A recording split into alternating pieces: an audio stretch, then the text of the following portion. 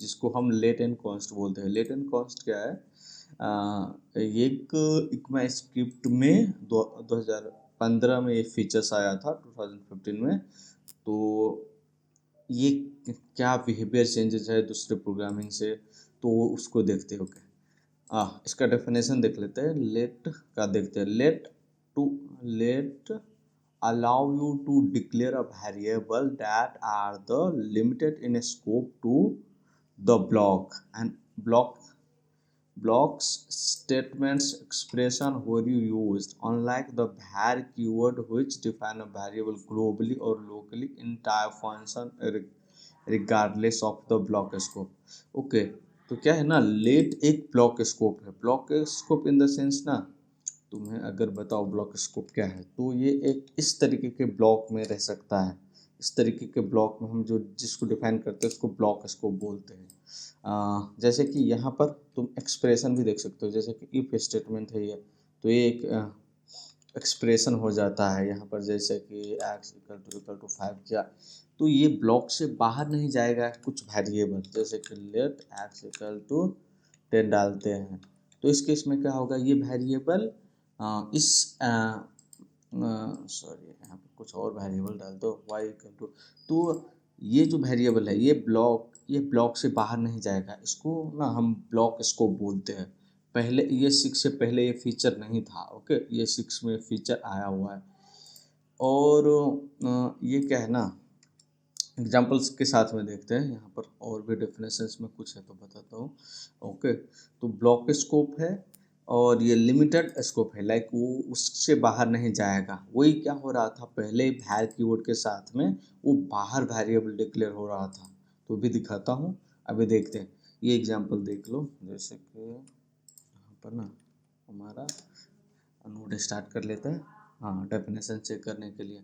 तो यहाँ पर अगर चेक करोगे ना, तो क्या है, लेट ए इक्वल टू 2 और उसके बाद में पाई के वैल्यू ये अलग से डिफाइन हुआ है। यहाँ पर देखोगे ना, तो लेट इसके अंदर में भी है और कंसोल किया हुआ है।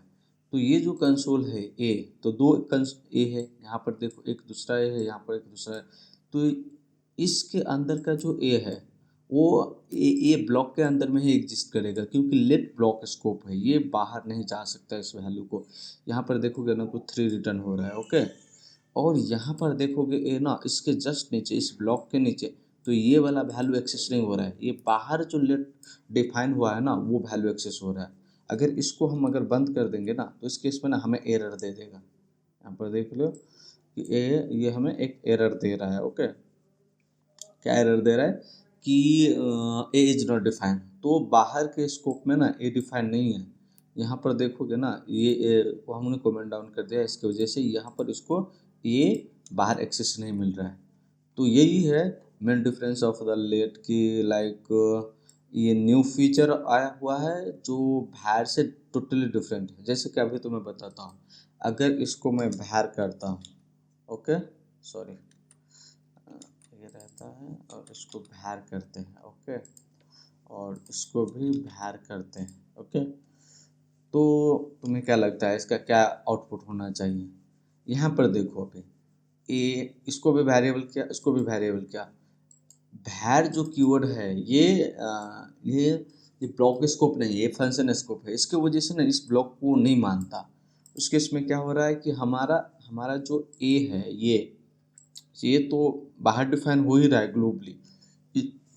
यहाँ पर जो सेकेंड वेरिएबल हम डिक्लेयर कर रहे हैं वो इसको ना मानकर ग्लोबली डिफाइन हो रहा है, इसलिए दोनों प्लेस पर 3 आउटपुट आ रहा है। इसी एरर को रिजोल्व करने के लिए लेट और कॉन्स्ट को इंट्रोड्यूस किया गया था। ओके, तो अभी ना लेट कर लेते हैं। तो यहाँ पर देखो कि डिफरेंट है। ओके, एक कॉन्स्ट भी था। Const to the similar to the let, but the variable declaration must be assigned on the initial value, cannot be reassigned। Okay, तो इसका एक एग्जांपल है, जैसे कि ये जो वैल्यू असाइन कर रहे हो ना, तो ये जो इसका वैल्यू है इसको रीअसाइन नहीं, रीडिक्लेयर नहीं कर सकते। जैसे एक बार असाइन करते हैं तो रीअसाइन नहीं कर सकते। जैसे कि मैं यहाँ पर रीअसाइन का ट्राई करता हूँ तो फिर से एरर आएगा।